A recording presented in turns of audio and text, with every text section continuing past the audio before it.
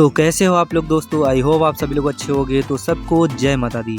तो आज नवरात्रि का पहला दिन है और मैं घर से आ चुका हूँ दूर एक मंदिर में, एक आश्रम में, ताकि मैं एक्सपीरियंस कर सकूँ कि घर की नवरात्रि और आश्रम की नवरात्रि में क्या फ़र्क होता है। तो सबसे पहले यहाँ पे देखता हूँ मैं, यहाँ पे पंडाल सुबह सुबह लगना ही शुरू हो चुका है, क्योंकि यहाँ पे हमारे बहुत से भक्तगण आएंगे जिनके लिए छाँव बहुत ज़रूरी है। तो दोपहर से ही यहाँ पे भक्तगण आना शुरू हो जाते हैं, क्योंकि अभी माता जी का श्रृंगार होगा। तो ये भैया फटाफट पंडाल वंडाल की तैयारी करने लगते हैं और हमारा जो है पंडाल रख के तैयार कर देते हैं ये लोग। उसके बाद आता है ये साउंड वाला। तो साउंड वाला क्या होता है, साउंड वाला शाम को आरती जब होगी तब माइक पे ही होगी, इसलिए साउंड वाला इसमें बहुत इम्पॉर्टेंट है। फिर आती है बारी इस मिट्टी की। जी हाँ, आप लोग सोच रहे होंगे कि ये मिट्टी तो बिल्कुल कॉमन सी है, इस मिट्टी का क्या ही होगा। तो ऐसा कुछ भी नहीं है दोस्तों, मैं आपको बताता हूँ। ये मिट्टी ना नवरात्रि में बहुत ही एक स्पेशल रोल निभाती है।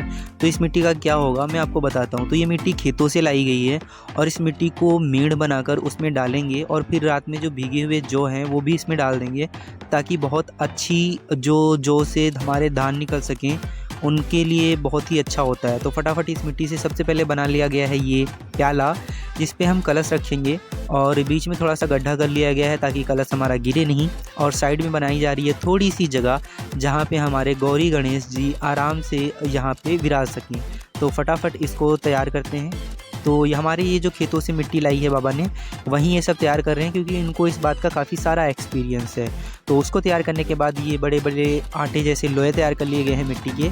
तो ये क्यों तैयार किए गए हैं मैं आपको बताता हूँ। तो इनको लंबा लंबा डाला जाएगा, तो ये बनाएंगी हमारी क्यारियाँ। जैसे मेड़ हमारे नहीं बनाए जाते खेत में, वैसे ही हमारी ये क्यारियाँ बनेंगी और उसमें डाली जाएगी बीच में मिट्टी। तो जैसा मैं बता रहा था आपको, क्यारियाँ बनकर उसमें मिट्टी डाल दी गई है और उसमें जौ डाल दिए गए हैं। तो ये जो जौ हैं हमारे, ये जौ 9 दिन में इतने बड़े हो जाएंगे कि ये जौ देखने लायक होंगे। 9 दिन में ये जौ बहुत बड़े हो जाएंगे। तो यहाँ पे दूसरी तरफ भी वैसी ही सेम क्यारियाँ बना दी गई हैं जैसा मैंने आपको बताया था, और इसमें भी वैसे ही जौ डाल दिए गए हैं। और ये जो जौ हैं अभी आपको ऊपर दिख रहे हैं, तो यही तो माता जी का कमाल है।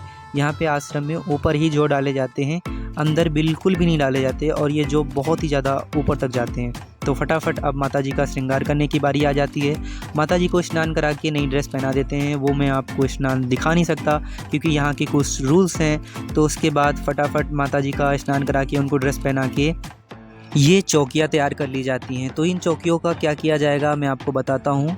तो सबसे पहले जो यहाँ पर एक चौकी रखी गई है, ये हमारी नवग्रह की चौकी है, और इस पर हमारा नवग्रह जो जितने भी नवग्रह होते हैं वो बनाया जाता है। ये हमारा कलश जो मैंने आपको दिखाया था, और इसमें ध्यान से देखिए, इसमें भी जौ डाले गए हैं। उसके बाद हमारी जो है माता जी की आवाहन होता है, उनकी पूजा अर्चना होती है, और आ जाती है पुष्प खोलने की बारी। जी हाँ, ये है कमल, और इसको मैं थोड़ा सा फास्ट मोड में कर देता हूँ क्योंकि ये जो फूल है इसको खोलने में बहुत ज़्यादा टाइम लगता है। एक फूल को खोलने में लगभग 2 से 3 मिनट लगते हैं। तो यहाँ पे फटाफट फूल खोल देंगे।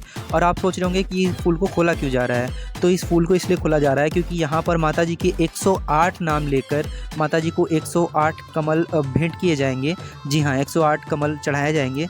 तो ऐसा मैं पहली बार देख रहा हूँ किसी मंदिर में कि 108 कमल माता जी के चढ़ाए गए हों। मैं जाता रहता हूँ मंदिर में, मैंने पर कभी इतनी पास से किसी पूजा को नहीं देखा।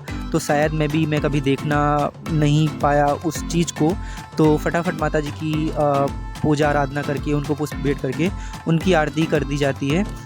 तो माता जी की जब आरती होती है वो इतनी ज़्यादा भव्य और इतनी ज़्यादा सुंदर लग रही थी कि मैं आपको कह नहीं सकता। और यहाँ का एक्सपीरियंस ना बिल्कुल अमेजिंग था।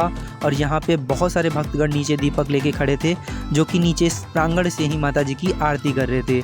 अब लास्ट में आरती होने के बाद हम आ जाते हैं अपने फराहार पे, क्योंकि मैं 9 के 9 दिन व्रत हूँ। तो ये है हमारा आलू का फराहार और ये है खीर। तो मिलते हैं नेक्स्ट व्लॉग में। जय माता।